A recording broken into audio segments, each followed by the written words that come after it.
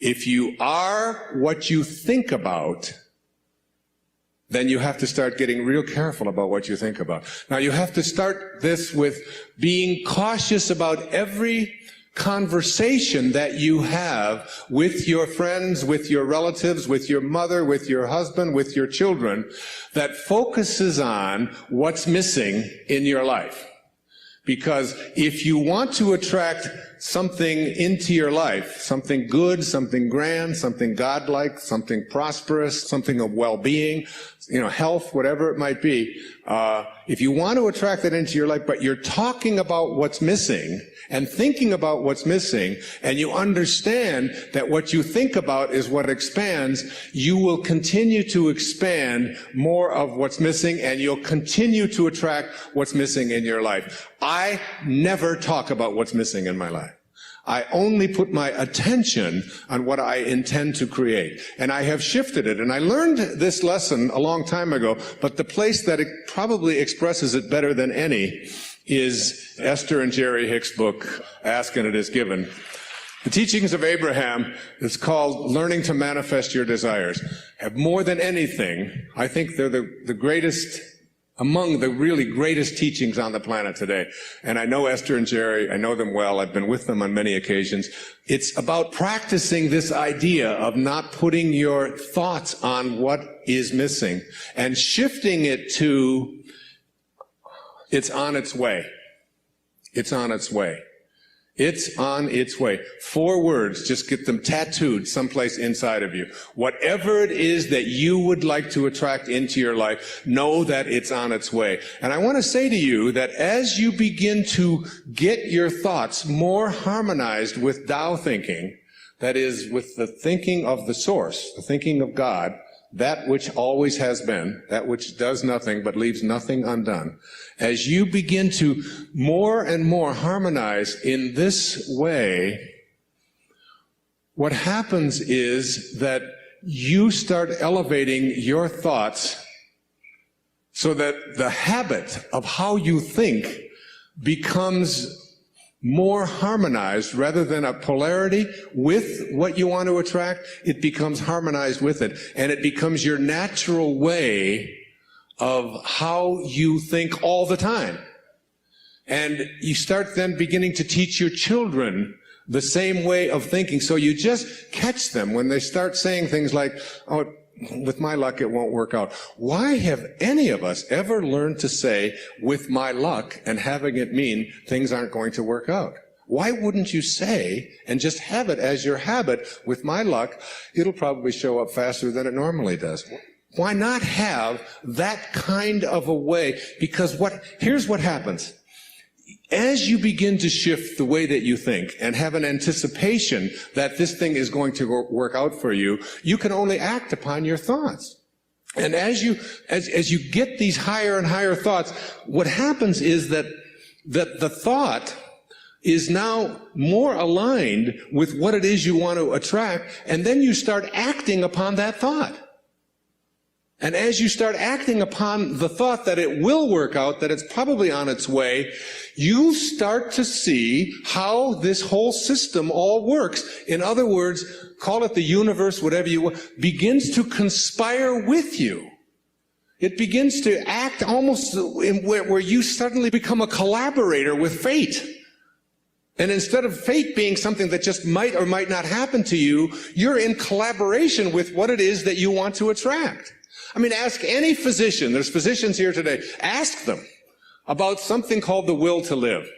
Ask them about somebody who's going in for a corneal transplant and thinks that I'm going to see when this thing is done, rather than someone who thinks it probably won't work out. And which one would they rather work with? What is this thing called the will to live? What is this thing, this inner kind of thing that says, I refuse to allow myself to think? I say to my mother, who's 90 years old, almost 91 years old. I was with her for the last 5 days, every day, all morning long with her. And she's been going through some difficulties and so on. Most of you saw her on the PBS show, if you saw The Inspiration. She has always said to me how she was going to die. She said it to me when she was 60.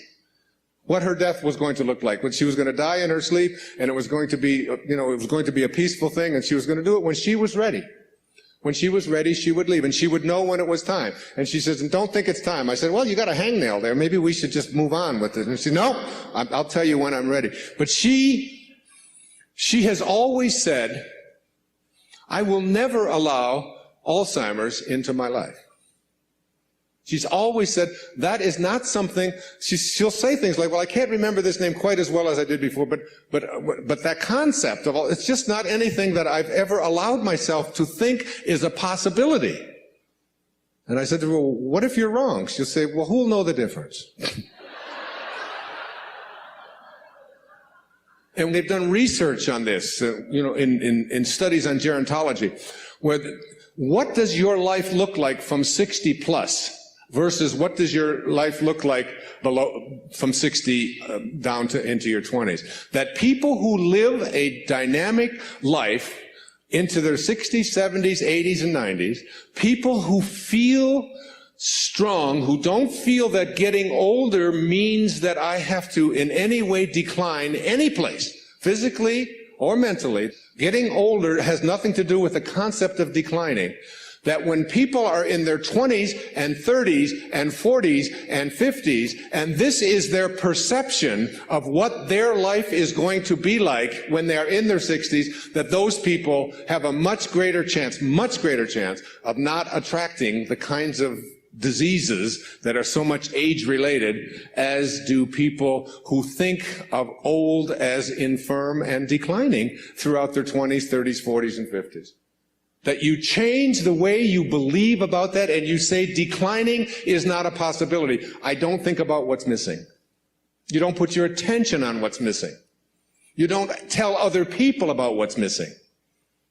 And you don't tell other people about what you can't do and what isn't working and how terrible the world is. And the Tao teaches so much of it was written for leaders, people in positions of power. But I've translated all of that into your own level of leadership. And the great leaders are the ones who eschew violence. You have got to get yourself to a place where you don't allow yourself to have violent thoughts come into your consciousness. That means you got to watch the movies you're watching. That means the games that your children are playing, video games, have got to be monitored and removed when they have violence built into them. It means that you don't watch the news and you don't read the stories, endlessly reaffirming what a terrible place this world is. It is not a terrible place. It's a perfect place. It's a beautiful place. There are just some leaders who are connected to Tao and others who are not. And we can create the kind of world that we want to create when enough of us begin to say, not part of my consciousness. Nope, I don't buy gossip. No, I don't buy violence. No, I don't have anything to do with that. And you just turn the channel, you turn it off. I pick up a Time magazine when I get on a flight and I go through and I say, I won't read the stories that involve killing. I won't read this. I don't need to hear any more about any more people blowing themselves up. I don't need to continue to have that as a part of my consciousness because I want to be someone who radiates out God-realized thinking. That's what I want to do. And I can't do that if I'm constantly being imbued with that. So I just go through the pages, and usually I say, oh, just threw away another $4.95. There's nothing in it to read. Every once in a while, good story about maybe Tiger Woods or something, but by and large, there's not much in there. And you don't have to fill yourself with that kind of energy. So you don't put your thoughts on what's missing. You don't put your thoughts on what always has been. You don't put your thoughts on what others want for you, unless you want more of what others want for you to continue to show up into your life.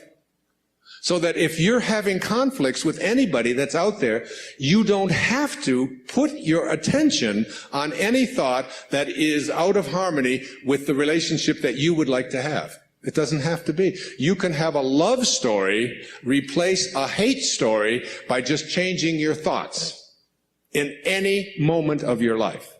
As you'll see, some of you will see it this afternoon, as Katie works with some of you and does the work and teaches you to ask yourself these questions about how can you be sure?